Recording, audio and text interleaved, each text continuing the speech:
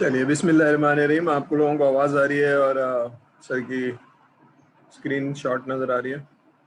Yes sir. ठीक है। चलिए, तो आप में से किसने कल का सेशन अटेंड किया? How was the session?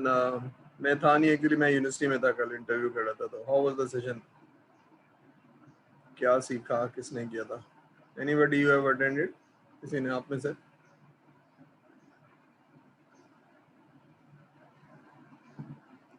चलिए, तो क्या रहा उसमें? आपने अटेंड तो किया था, तो एनी लर्निंग? बहरहाल वो असाइनमेंट है, वो आप लोगों को जमा करना है, जमा कर दीजिएगा। चलिए खैर, ओनली 6 स्टूडेंट्स। बहरहाल हम लेक्चर शुरू करते हैं क्योंकि वेरी फ्यू लेक्चर्स यही मंथ है, उसके बाद फिर हम हमारा एग्ज़ाम हो जाएगा। तो I don't know, you got the news, मैंने पब्लिश कर दिया है ग्रुप पे कि जनाब from tomorrow probably will have a physical classes from the campus.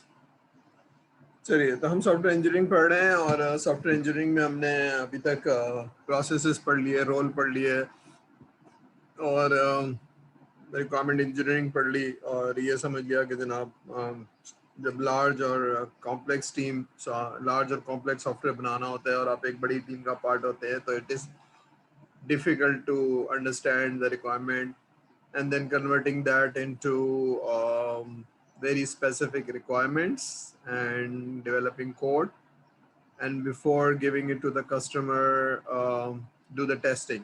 ठीक है, अभी वाले स्टेप्स हमने पढ़ लिए हैं। तब हम ये देख रहे हैं कि जब कस्टमर की रिक्वायरमेंट समझ में नहीं आती है तो हम किन टूल से या टेक्निक से हेल्प लेते हैं। तो हमने एक DFD पढ़ा था कि हम बिजनेस को समझने या प्रोसेस को समझने के लिए DFD लेते हैं।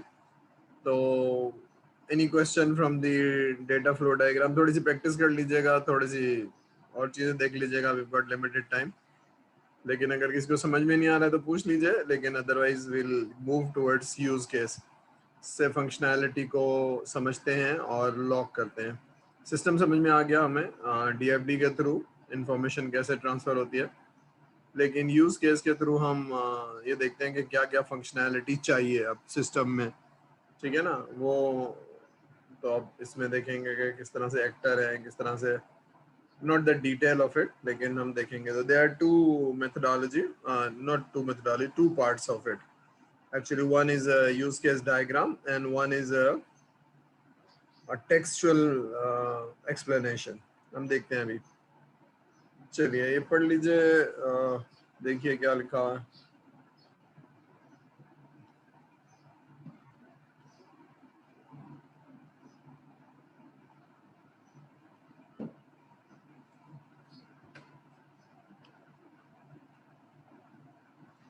ठीक है, तो यूज केस क्या है? एक बिहेवियर है स्टेक होल्डर का। जैसे आप स्क्रीन देख रहे हैं और उसमें आप देखते हैं कि मैं क्या करूं और ये एंटर हो जाए और डेटा सेव हो जाए, that's also a behaviour. The screen और ये रिपोर्ट में ये डाल के मैं ये बटन दबाऊं तो ये वाली डेटा मुझे नजर आना चाहिए, तो अगेन इट्स अ बिहेवियर। और अगर वो बिहेवियर सही नहीं है तो वो एरर है।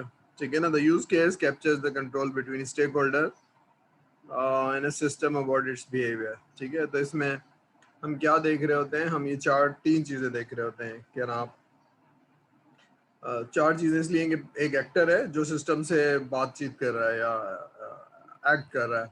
ठीक है ना? तो सिस्टम रिस्पॉन्ड करता है उस एक्टर की रिक्वेस्ट में। तो प्राइमरी एक्टर क्या करता है? इनिशिएट करता है, जो पहला वाला पार्ट है।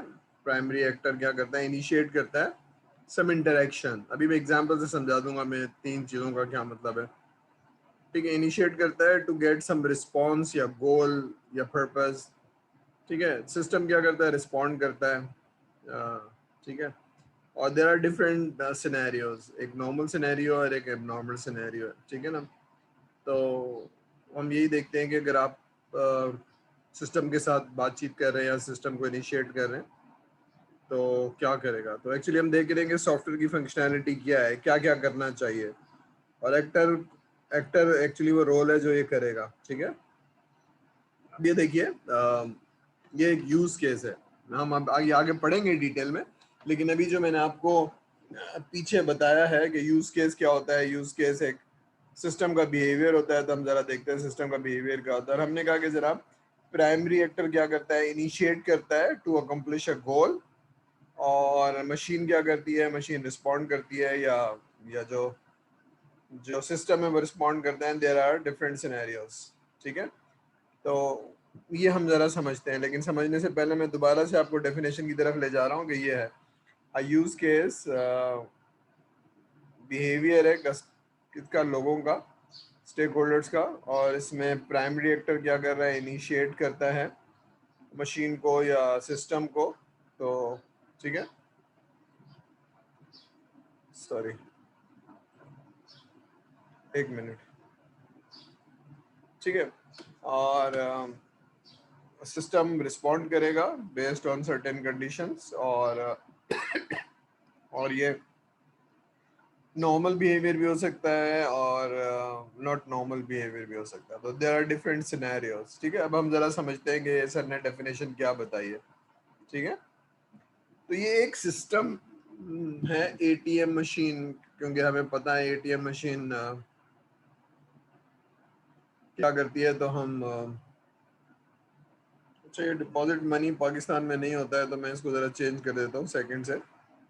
आप यूटिलिटी बिल पे कर सकते हैं पाकिस्तान में,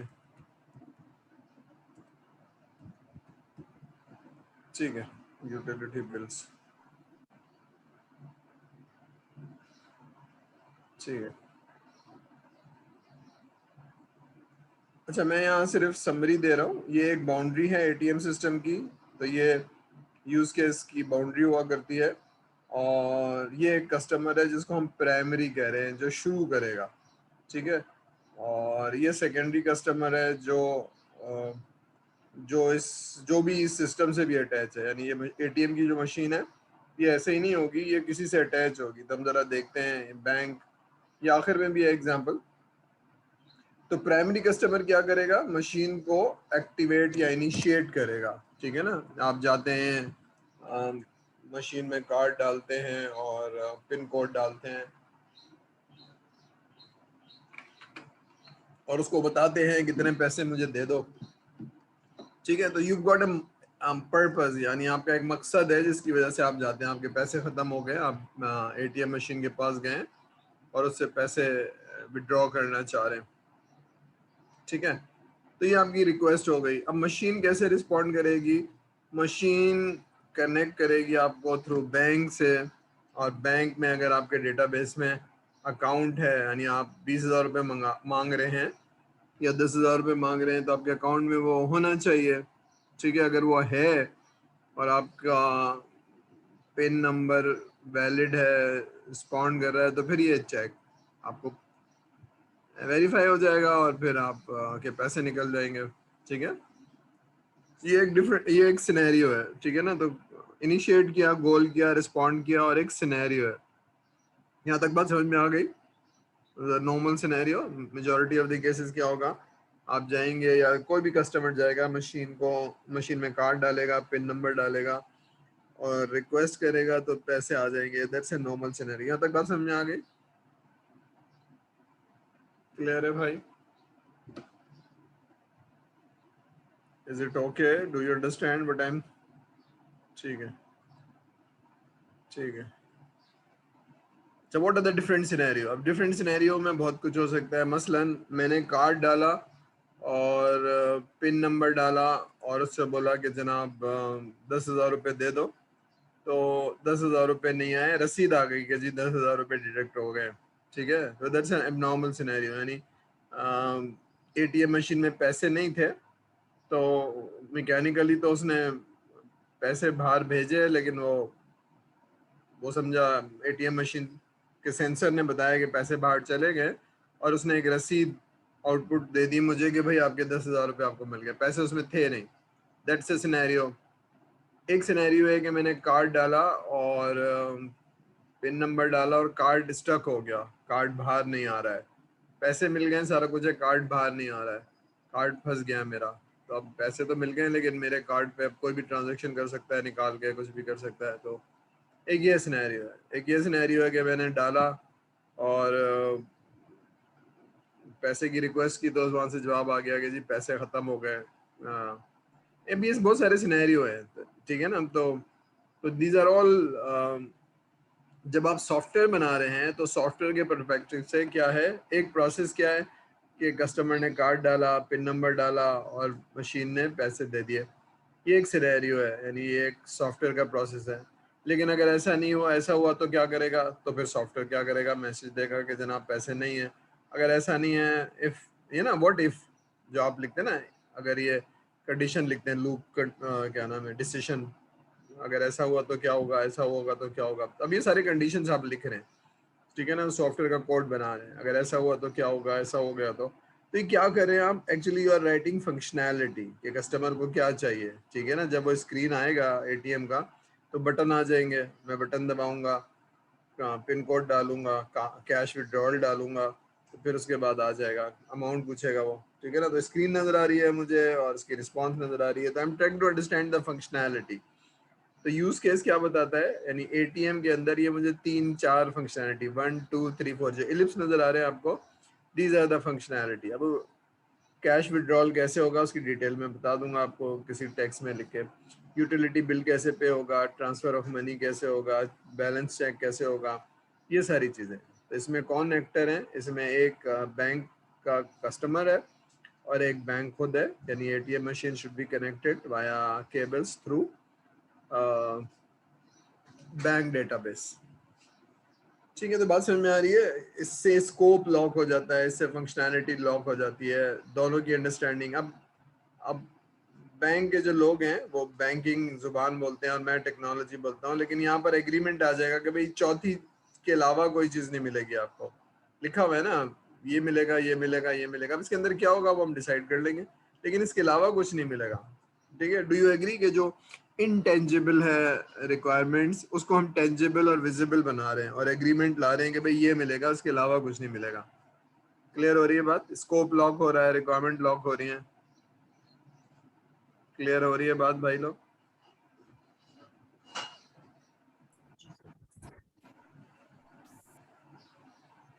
जी, क्लियर हो रही है या नहीं हो रही है? जी। अब यूज केस क्या करता है, फंक्शनैलिटी बताता है या बिहेवियर बताता है कि आपको इस सॉफ्टवेयर के अंदर क्या क्या फंक्शनैलिटी चाहिए, क्या क्या फीचर्स चाहिए, ठीक है। तो ये हम समझने की कोशिश कर रहे हैं, ठीक है, यानी अगर आप एक सॉफ्टवेयर बना रहे हैं तो इसमें क्या होगा और क्या नहीं होगा, क्या होगा का मतलब है आपके पास उतने यूज केस होने चाहिए, फंक्शनैलिटी नंबर 1 का एक यूज केस है, फंक्शनैलिटी नंबर 2 का यूज केस है। अगर 10 फंक्शनैलिटी का यूज केस है तो 10 फंक्शनैलिटी आपको कस्टमर में देनी चाहिए, ठीक है, क्लियर हो रही बात? तो तब यूज केस बनाएंगे, यूज केस में ये तीन चीजें होती है कि एक्टर हो गया, एक्टर इनिशिएट करता है सिस्टम को, और उसके अंदर एसोसिएशन होती हैं, जो लाइनें आपने देखी हैं 2000 एसोसिएशन, और इलिप्स जो देखा है वो बिजनेस गोल होता है या पर्पस होता है, ठीक है ना, जो इलिप्स आपने देखे थे, ठीक है। तो एक्टर हो गया, एसोसिएशन हो गई और बिजनेस गोल हो गया, और फिर उसमें एक बाउंड्री होती है जो आपने एक देखी थी, सिस्टम की बाउंड्री, ठीक है। ये एक्टर्स होते हैं, इस तरह से एक्टर्स दिखाए जाते हैं, ये कौन हो सकते हैं जरा पढ़ लीजिए, ठीक है। तो ये वो लोग हैं जो इंफॉर्मेशन एक्सचेंज करते हैं, यानी जैसे अभी आपने देखा कि कस्टमर ने बैंक से पैसे मांगने के लिए गया और सारा कुछ किया, तो ये लोग भी हो सकते हैं और ये एक्सटर्नल सिस्टम भी हो सकते हैं, और ये कोई, ठीक है, जैसे अभी आपने देखा कि जी एक कस्टमर था और अदर एक्सटर्नल सिस्टम में पूरा डेटाबेस कनेक्ट है आपका एटीएम से, ठीक है। तो बैंक का जो डेटाबेस है या बैंक का जो सॉफ्टवेयर है वो एक अलग एक्सटर्नल का मतलब है सेकेंडरी एक्टर है और ये प्राइमरी एक्टर है।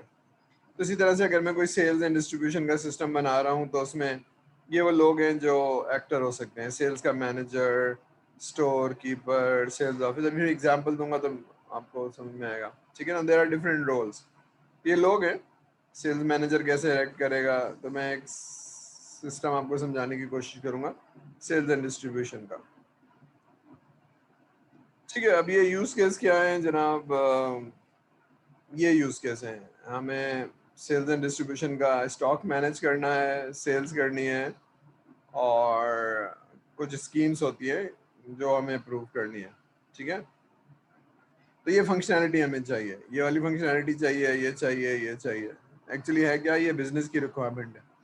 ठीक है, तो जनाब use case is a pattern of behaviours. अभी अब बात हो गई कि पैटर्न ऑफ बिहेवियर्स यानी स्क्रीन चाहिए होती है। इसमें ये स्क्रीन है, मैनेज स्टॉक, इसमें कुछ फंक्शनैलिटी चाहिए होगी, सेल्स गुड में कुछ फंक्शनैलिटी चाहिए होगी।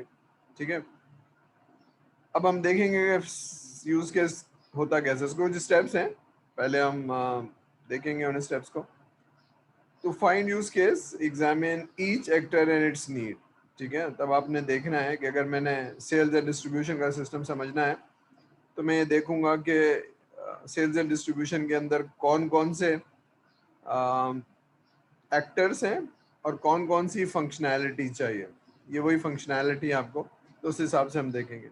तो हमने देखा कि जनाब सेल्स एंड डिस्ट्रीब्यूशन में एक सेल्स मैनेजर है जो अप्रूव करता है सेल्स की स्कीम को, एक स्टोर कीपर है जो दुकान को मेंटेन करता है, उसमें स्टॉक को जो चीज़ आपने बेचनी है, और एक सेल्स ऑफिसर है जो जाके बेचता है। यूँ समझ लीजिए कि एक फैक्ट्री है जिसके आउटलेट्स होते हैं, यानी वेयर हाउसेज समझ लीजिए पूरे पाकिस्तान में होते हैं, और उनमें स्टॉक होता है जो एक स्टोर कीपर होता है, और उसमें बहुत सारे सेल्स ऑफिसर होते हैं, 5-6 होते हैं। वो गाड़ियों में लेके जाते हैं सामान और बेचते हैं सुबह से शाम, और फिर वापस आके बता देते हैं कि भाई ये बिक गया है। तो that is a spot sales. ठीक है, अब ये एक नोटेशन है यूज केस का, देखिए जरा, फिर मैं समझाता हूँ।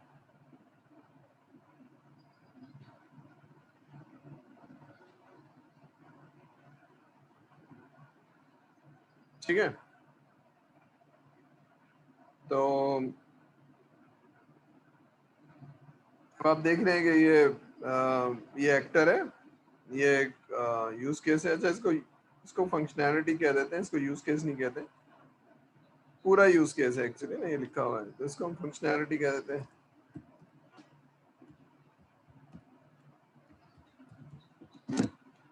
ठीक है,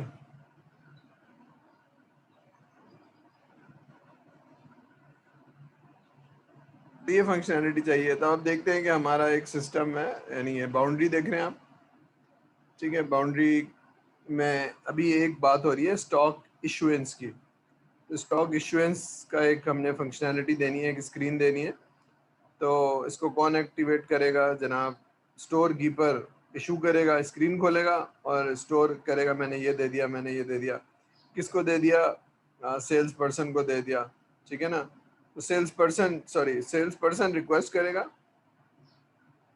सेल्स पर्सन रिक्वेस्ट करेगा, और ये प्राइमरी हो गया, और इसको इशू कौन करेगा, स्टोर कीपर करेगा। तो दे आर ऑल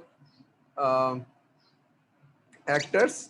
तो ये प्राइमरी एक्टर है, ये सेकेंडरी एक्टर है, और ये देख रहे हैं आप, ये लाइनें जो है इनको एसोसिएशन कहा जाता है। ठीक है ना, तो 4 चीजें हो गई, बाउंड्री हो गई, ये बाउंड्री दिख रही है आपको। ठीक है ना, ये, और ये एलिप्स क्या है, ये फंक्शनैलिटी है, और ये क्या है, ये एसोसिएशन है, और ये एक्टर है। ठीक है, क्लियर हो रही है बात। Actor, boundary, association, functionality. अब इस क्या नाम है, स्क्वायर के अंदर या इस रेक्टेंगल के अंदर जितनी भी फंक्शनैलिटी है वही आपको मिलेगी उस यूज केस के अंदर, और कुछ नहीं मिलेगा। ठीक है, तो ये एग्रीमेंट आ रहा है, नजर आ रहा है।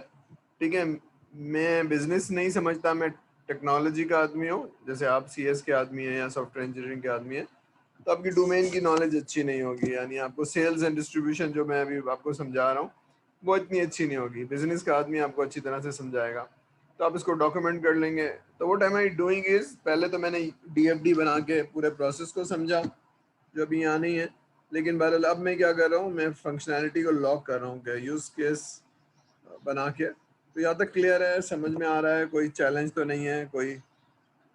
ठीक है स्टूडेंट, समझ में आ रही है बात?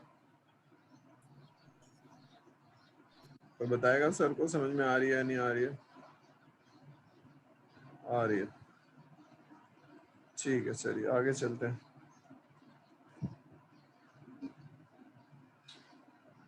अब ये जब आप फंक्शनैलिटी देखते हैं तो आप फंक्शनैलिटी पे फोकस होता है, लेकिन आप फंक्शनैलिटी के अलावा ये देखते हैं रोल। रोल का मतलब है एक्टर्स, कौन कौन इस लोग को एक्टिवेट करेगा या उनको यूज करेगा। ठीक है, तो ये सवाल आप प्रोसेस को देखने के बाद ये सवाल आपके जहन में आते हैं कि इसको एक्टिवेट कौन करेगा, who is the primary user, और फिर इसकी नीड क्या है। ठीक है ना, तो क्या करेंगे। ठीक है, who will maintain and keep the system working, ये सेकेंडरी एक्टर हो गया। ठीक है, व्हाट आर द डिवाइसेस जो इससे कनेक्ट होंगे। ठीक है, जैसे अगर आपने सिस्टम की बात करें तो सॉफ्टवेयर एक चीज़ है, हार्डवेयर एक चीज़ है, कनेक्टिविटी एक चीज़ है, सिक्योरिटी एक चीज़ है, और आखिरी चीज़ है यूज़र की ट्रेनिंग। ये पूरी चीज़ें होंगी तो सिस्टम चलेगा। यानी सॉफ्टवेयर अकेला नहीं चलेगा, उसके लिए हार्डवेयर चाहिए। खाली सॉफ्टवेयर हार्डवेयर नहीं चाहिए, कनेक्टिविटी चाहिए, यानी केबल हो या कोई भी कनेक्टिविटी हो। फिर उसके ऊपर एक सिक्योरिटी का शेल होगा, फिर चलाने वाले को ट्रेनिंग होगी। ये सारी चीज़ें जो है ना वो सोल्यूशन है या सिस्टम है, सोल्यूशन है एक्चुअली। ठीक है, तो क्या क्या चीज़ें कनेक्ट होंगी, फिर किसी और सिस्टम से कनेक्ट है तो वो कैसे इंटरेक्ट करेगा। ठीक है, तो ये सारी चीज़ें क्या है, आप सिस्टम को समझ रहे हैं और फंक्शनैलिटी को समझ रहे हैं। ठीक है, तो don't consider only the user who are directly uses the system but also other who need। अब ये स्टेक होल्डर की बात कर रही है कि इस सिस्टम में और कौन कौन से लोग स्टेक होल्डर्स हैं। तो एक वो जो है जो इसको यूज़ कर रहे हैं, ठीक है, लेकिन एक वो है जो यूज़ नहीं कर रहे हैं लेकिन इसका पार्ट है, इसके अंदर उनका इंटरेस्ट है। तो फिर आपको सिस्टम की समझ में आएगी और आप अच्छी तरह से रिक्वायरमेंट ले पाएंगे। ठीक है, एक्चुअली एक सब्जेक्ट है रिक्वायरमेंट इंजीनियरिंग का कि स्टेक होल्डर मैनेजमेंट। तो अगर आपने पढ़ा मुझसे रिक्वायरमेंट इंजीनियरिंग तो उसमें मैं पढ़ाऊंगा स्टेक होल्डर। तो ये पॉइंट ये कह रहा है कि फाइंडिंग एक्टर्स में, कि finding actors actually finding stakeholders. तो स्टेक होल्डर के अंदर आपने जो प्राइमरी यूजर है उनको भी देखना है, लेकिन उसके अलावा भी अगर कोई लोगों का इंटरेस्ट है तो उसको भी देखना है। फॉर एग्जांपल एटीएम की मशीन की बात हो रही है, तो प्राइमरी सेकेंडरी तो देख लिया, बैंक है और कस्टमर है, लेकिन इसके अंदर बहुत सारी चीज़ें ना, मशीन में बिजली हो, मशीन फंक्शन सही कर रही हो, मशीन बैंक से कनेक्टेड हो, ठीक है, और उसमें सिक्योर हो, कोई हैकिंग ना हो सके, और ये ना हो और ये ना हो और ये ना हो। तो ये सारी चीज़ें आपको देखनी होंगी। अब आपने किस तरह से यूज़ केस बनाने हैं, अब आप देखिए, प्रोसेस को देखेंगे और आप देखेंगे कि व्हाट आर द नीड्स। ठीक है ना, व्हाट आर द नीड्स। जब आपने सॉफ्टवेयर बनवाना है तो आप देखेंगे ना कि इसमें ज़रूरत है क्या, what are the needs, what are the problems. तो वही आपको फंक्शनैलिटी चाहिए। तो अब कौन सा एक्टर को क्या फंक्शनैलिटी चाहिए। ठीक है, तो अब ये सारी चीज़ें देखेंगे कि रीड करेगा, क्रिएट करेगा। अब ये वो रोल हैं जो, जैसे अगर आपने कोई डेटा एंट्री करवा रहे हैं तो उसने सिर्फ एंट्री करनी है, लेकिन उसका जो बॉस है वो उसको डिलीट करेगा, मॉडिफाई करेगा। सही है, डिस्ट्रॉय नहीं होगा, शायद डिलीट होगा। ठीक है, does the actor need to be notified, मैं इसको चेंज कर दूं, डिलीट होना चाहिए प्रॉब्ली, मैंने क्यों लिख दिया पता नहीं।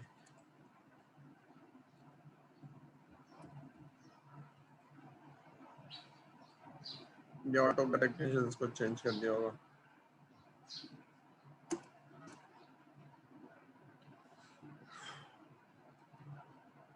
ठीक है, what do these system require in terms of system functionality, तब आप जरा सोचेंगे। तो हम जरा इसको डिटेल में देखते हैं।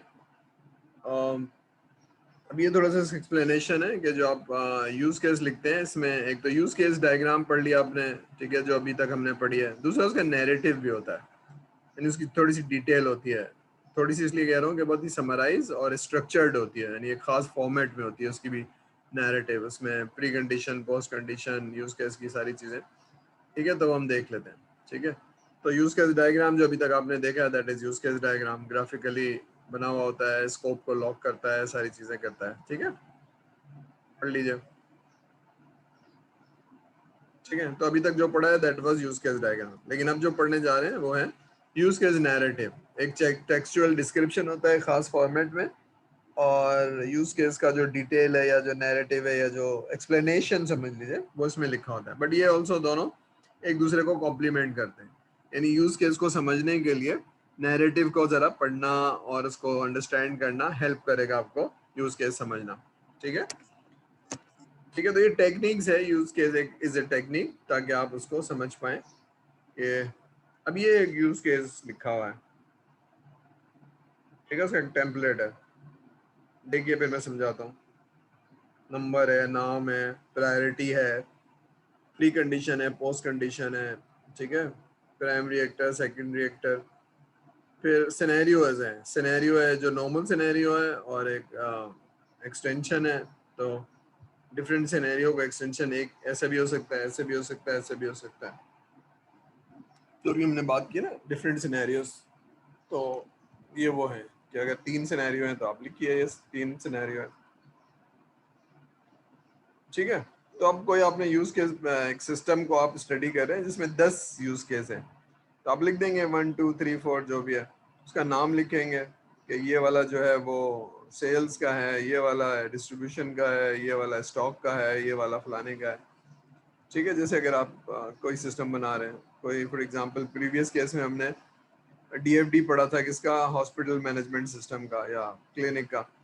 तो पेशेंट एक कैसे आएगा और डॉक्टर कैसे करेगा, ये सारी चीज़ें। ठीक है, तो समरी लिखेंगे, प्रायोरिटी लिखेंगे। प्रायोरिटी इसलिए लिखते हैं कि जब आप सॉफ्टवेयर डेवलप करते हैं तो आपको मालूम होना चाहिए हाईएस्ट है, लो है, मीडियम है। तो 3 कर लें, 5 कर लें, ठीक है। तो आप नॉर्मली 3 प्रायोरिटी होती है, हाई, लो, मीडियम, लेकिन यहाँ पर आप 5 डिफाइन कर लीजिए। प्री कंडीशन, पोस्ट कंडीशन क्या होती है? कोई भी प्रोसेस को एक्टिवेट करने के लिए कुछ कंडीशंस होनी ज़रूरी है, ठीक है। और फिर पोस्ट कंडीशन क्या है? वो प्रोसेस एक्टिवेट हो जाए तो क्या है? मसलन मसलन एटीएम की एग्जांपल ले लेते हैं, फिर एक और एग्जांपल ले लेंगे। एटीएम की एग्जांपल क्या है कि अगर मैं जाऊं और एटीएम में कार्ड लगाऊं, एटीएम कार्ड, और पिन कोड डालूं और पैसे मांगूं, तो ये करने से पहले क्या होना चाहिए? ये करने से पहले मशीन ऑन होनी चाहिए, बिजली होनी चाहिए, मशीन ऑर्डर में होनी चाहिए, और मशीन बैंक से कनेक्ट होनी चाहिए। ये सारी प्री कंडीशन है। फिर मैं लॉग इन करूँ, लॉग इन करने के बाद कार्ड डालूंगा तो वो नंबर मांगेगा, तो मैं नंबर डालूं। फिर एक और प्री कंडीशन है कि बैंक और एटीएम में पैसे पड़े हुए हों। फिर एक और कंडीशन है कि पैसे तो पड़े हुए हों लेकिन मेरे बैंक अकाउंट में पैसे मौजूद हों डेटाबेस में, तो ही वो कंपेयर करके दे पाएगा। तो ये सारी प्री कंडीशन है, इससे पहले वो एग्जीक्यूट नहीं करेगा। ठीक है, समझ में आ रही है? और फिर जब मैं एग्जीक्यूट कर लूंगा, यानी मैंने कार्ड डाला, नंबर डाला और बैंक मशीन से पैसे ले लिए, रसीद ले ली, अब क्या होगा? 2-3 चीजें होंगी। पैसे निकल जाएंगे, तो एटीएम से पैसे कम हो गए, और रसीद मिल गई, और मेरे बैंक अकाउंट से डेबिट हो गया। ठीक है ना, जो अकाउंट में से पैसे कम हो गए उसको डेबिट कहते हैं फाइनेंशियल टर्म में, तो डेबिट हो गया, और दैट्स इट। ठीक है, मुझे पैसे मिल गए। ठीक है, तो प्री कंडीशन, पोस्ट कंडीशन। ठीक है, तो इसी तरह से अगर मैं सिस्टम में कोई सॉफ्टवेयर में काम करना चाह रहा हूँ तो मुझे ऑथोराइज यूज़र होना होगा, लॉगिन करना होगा, फिर मुझे जाके, जैसे अगर आप एलएमएस के ऊपर जाते हैं तो आपने यूज़र आईडी और लॉग से होते हैं, तो लेकिन अगर एलएमएस चल रहा हो, सिस्टम चल रहा हो तो चलेगा ना। बाज़ दफ़ा सिस्टम ही नहीं चल रहा होता है तो कैसे होगा? लेकिन चल रहा है तो आप लॉगिन करेंगे, तो वही चीज़ें दिखाएगा जो आपकी यूज़र आईडी और एक्सेस है। इसी तरह से मुझे वही कोर्स दिखाएगा जो मेरी यूज़र आईडी और पासवर्ड से। ठीक है, तो ये सारी चीज़ें क्लियर है यहाँ तक? यूज़ केस हो गया, और ये एक नैरेटिव हो गया, एक एक्सप्लेनेशन हो गया। ठीक है, ये हम क्यों बना रहे हैं? इसलिए बना रहे हैं कि हम समझ सकें कि कस्टमर क्या चाहता है, और हम, क्योंकि हमारी बैकग्राउंड या स्टडीज़ जो हैं वो टेक्नोलॉजी हैं, तो हम थोड़ा सा टाइम लगा के प्रोसेस को समझते हैं, फिर हम फंक्शनैलिटी को समझते हैं, ताकि हमारे और कस्टमर के दरमियान एक एग्रीमेंट आ जाए कि क्या चाहिए। हमारी समझ में आ जाएगा प्रोसेस क्या है, बनाना क्या है, तो फिर हम बना लेंगे। हमने पढ़ा हुआ है सॉफ्टवेयर इंजीनियरिंग में कि डेटाबेस क्या होती है, फ्रंट एंड डेवलपमेंट क्या चीज़ होती है, डिज़ाइनिंग क्या होती है, हमें पता है। लेकिन क्या बनाना है हमें ज़रा समझने के लिए ये बनाना पड़ेगा। क्लियर है यहाँ तक? कोई चीज़ कंफ्यूजन, कोई चीज़ नहीं समझ में आ रही? क्लियर है भाई? स्टूडेंट्स क्लियर है? ठीक है, चलिए। अब यूज केस बनता कैसे है, ठीक है? तो हम पहले अब कोई भी चीज़ है, पहले या तो बिजनेस आइडेंटिफाई कर लें या फिर एक्टर्स आइडेंटिफाई कर लें, ठीक है ना? तो ये पैरेलल है या अलग अलग कर लें? तो आप पहले एक्टर्स देख लेते हैं कि कौन कौन से लोग हैं, फिर ये देखेंगे वो क्या करेंगे, ठीक है? तो that is actually use case. और फिर आप यूज केस बनाते जाएंगे बनाते जाएंगे बनाते जाएंगे, यानी इलिप्स बनाते जाएंगे, उनके नाम लिखते जाएंगे। नाम क्या होंगे? प्रॉपर्टीज होगी, कोई वर्ब होगा। और फिर आप एक जितने भी लॉक हो गए हैं उसको आप एक बाउंड्री खींच देंगे, भाई यही चाहिए ना, और तो कुछ नहीं चाहिए। अच्छा, चार चीजें सभी हमने देखा था एटीएम के अंदर, 1 2 3 4, तो 1 2 3 4 ही चाहिए ना, और तो नहीं चाहिए। फिर आपने एक बाउंड्री खींच दी, इसके अलावा कुछ नहीं मिलेगा, और एक्टर बना दिया, ठीक है? ये आपका यूज केस बन गया। दूसरा क्या, आपने डॉक्यूमेंट कर दिया, यानी इसको नंबरिंग कर दी, उसका नैरेटिव बना दिया। अब सिस्टम को समझना और फंक्शनैलिटी को, तो अगर मैंने एसआरएस बनाई है और उसमें 15 यूज केस लिखे हुए हैं जिसका नैरेटिव भी है और सारा कुछ, तो इसका मतलब है मैंने 15 फंक्शनैलिटी देनी है कस्टमर को, चाहे वो स्क्रीन की हो चाहे वो रिपोर्ट की हो। क्लियर है ये बात? इससे ज्यादा नहीं देना, इससे कम नहीं देना। मैं भूल गया था, मैं बताना भूल गया था, भाई जो कुछ लिखा हुआ है वो मिल जाएगा आपको। 15 यूज केस मिले हुए हैं, ये डिटेल है, ये आपको मिल जाएगा। क्लियर है बात? तो स्कोप लॉक हो गया, फंक्शनैलिटी समझ में आ गई। जो इनविजिबल था या इनटेंजिबल था वो हमने टेक्निक्स के थ्रू टेंजिबल बना दिया, विजिबल बना दिया, ठीक है? और अगर 5 यूज केस हैं तो स्मॉल फंक्शनैलिटी, 50 यूज केस हैं या 100 यूज केस हैं तो लार्ज एंड कॉम्प्लेक्स सिस्टम है, ज़्यादा बड़ा सिस्टम है, ज़्यादा टाइम लगेगा। समझ में आ रही है ना? तो डॉक्यूमेंट कर लिया हमने लार्ज और कॉम्प्लेक्स क्या होता है। तो सॉफ्टवेयर के अंदर हमें नहीं पता, क्योंकि हम इसको तोल नहीं सकते हैं, देख नहीं सकते हैं, ठीक है ना? जैसे घर की एग्जांपल दी थी सर ने जब शुरू किया था कि छोटा घर बड़ा घर, तो नजर आ रहा है ना, 2 कमरे का मकान या 20 कमरे का मकान या महल, तो नजर आ जाता है, ठीक है? नहीं, यहाँ पर नजर नहीं आ रहा तो हम डॉक्यूमेंट बना लेते हैं। तो जनाब यूज केस अगर 5 हैं तो दैट्स ए स्मॉल सॉफ्टवेयर, लेकिन अगर लार्ज सॉफ्टवेयर है तो उसमें सारी फंक्शनैलिटी चाहिए होगी, तो फंक्शनैलिटी डिवाइडेड होगी, ठीक है? अगर मैं बैंकिंग का सॉफ्टवेयर बना रहा हूँ तो ब्रांच बैंकिंग में 10 हैं, कॉर्पोरेट बैंकिंग में 10 हैं, ठीक है? इसी तरह से कंज्यूमर बैंकिंग में इतने हैं, और कार फाइनेंसिंग या कार इजारा जिसे कहते हैं, इसके अंदर इतनी फंक्शनैलिटी है। तो ओवरऑल 50 60 70 फंक्शनैलिटी है, अलग अलग अलग अलग। तो इसका मतलब ये लार्ज एंड कॉम्प्लेक्स सिस्टम है, इसकी डेटाबेस बहुत बड़ी होंगी, रिलेशनल डेटाबेस हर एक की अलग अलग होंगी, ये सारा कुछ होगा। तो इसका मतलब है इसमें टाइम लगेगा, ठीक है? तो स्कोप समझ में आ रहा है कि छोटा सॉफ्टवेयर, बड़ा सॉफ्टवेयर, कॉम्प्लेक्स सॉफ्टवेयर, ठीक है? ठीक है, ये दीज आर द स्टेप्स। आप आइडेंटिफाई करेंगे एक्टर्स को कि क्या करेंगे, और फिर बाउंड्रीज बनाएंगे, स्कोप बनाएंगे, और कौन कौन से स्टेक होल्डर हैं, इसके आगे एग्जांपल मिल जाएगी। ये स्टेक होल्डर है, अगर मैं सेल्स एंड डिस्ट्रीब्यूशन का सिस्टम बना रहा हूँ, तो सेल्स एंड डिस्ट्रीब्यूशन मतलब मैंने आपको बताया एक फैक्ट्री है हमारी। एक्चुअली एक कॉलसन का जो सिस्टम है उसको हमने जब बना रहे थे, जो सलांटी खाते हैं ना बच्चे, तो उसकी फैक्ट्री है और उनका एक डिस्ट्रीब्यूशन सिस्टम है। तो फैक्ट्री चीज़ें बनाती है, बिस्किट बनाती है, सलांटी बनाती है और चीज़ें बनाती है, और फिर वो ऑल ओवर पाकिस्तान बेचे जाते हैं। तो ऑल ओवर पाकिस्तान बेचने के लिए उनके वेयर हाउसेज होते हैं, छोटे छोटे घर लिए हुए उन्होंने, उसमें सामान होता है पूरे पाकिस्तान में, और वो फिर दुकानों को, मार्केट्स को देते हैं, कराची, लाहौर, इस्लामाबाद। तो 65 70 के करीब उनकी वेयर हाउसेज हैं। तो वो सेल्स एंड डिस्ट्रीब्यूशन कहलाता है, ठीक है ना? तो क्या है, हर जगह एक जो मकान है उसका एक स्टोर कीपर है, और सेल्स ऑफिसर बहुत सारे होते हैं, 5 6 10 डिपेंडिंग ऑन द साइज।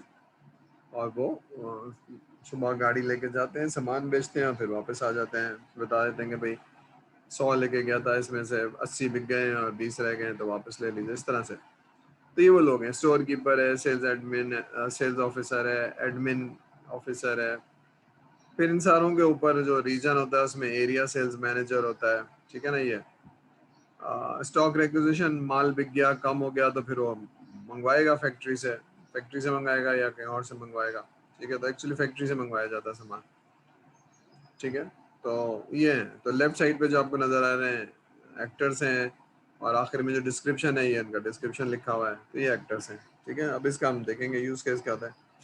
तो स्टोर कीपर क्या है, individual who is responsible for issuance and receiving of the stock and weekly stock ordering, ठीक है। तो रोजाना वो लोगों को देता है और हफ्ते में जो भी है जुमे वाले दिन वो ऑर्डर कर देगा, मंडे तक उसको मिल जाएगा। अब हम देखते हैं यूज केस या बिजनेस रिक्वायरमेंट। तो बिजनेस रिक्वायरमेंट देखते हैं कि क्या क्या हो सकती है, ठीक है ना। तो during requirement analysis we strive for identify the document only the most critical complex and important one often referred as essential use case, ठीक है। तो जब आप सिस्टम बनाते हैं तो देयर आर टर्मिनोलॉजीज को कहते हैं must have and good to have. तो मस्ट हैव का मतलब है क्या चाहिए जो सिस्टम की सक्सेस है, उसके अलावा अगर आपको ये मिल जाए, मुझे ये भी मिल जाए, ये मिल जाए, तो उसको लिख लेते हैं, लेकिन उसको नेक्स्ट प्रायोरिटी करते हैं, ठीक है ना। तो एसेंशियल का मतलब है बेसिक सिस्टम चलाने के लिए क्या क्या चाहिए। जब आप सिस्टम बनाते हैं तो हाई प्रायोरिटी को पहले दिखते हैं। तो हाई प्रायोरिटी कौन से सिस्टम फंक्शनैलिटी है जो आपको पहले उसमें चाहिए रिलीज में, ठीक है। तो ये एक प्रैक्टिकल अप्रोच है। सारी रिक्वायरमेंट लिख लेते हैं लेकिन लो हाई एंड मीडियम लिख लेते हैं। तो हाई वाले जो हैं वो एसेंशियल है, ठीक है। तो जो जो फंक्शनैलिटी आपको चाहिए, आखिरी वाली business requirement captures the interaction between the users in manner that is free of technology. तो यार आप उसको टेक्नोलॉजी की टर्म में नहीं देख रहे हैं, डेटाबेस कैसे होगी, स्क्रीन कैसे होगा, आप बस एक डायग्राम बना रहे हैं, ठीक है।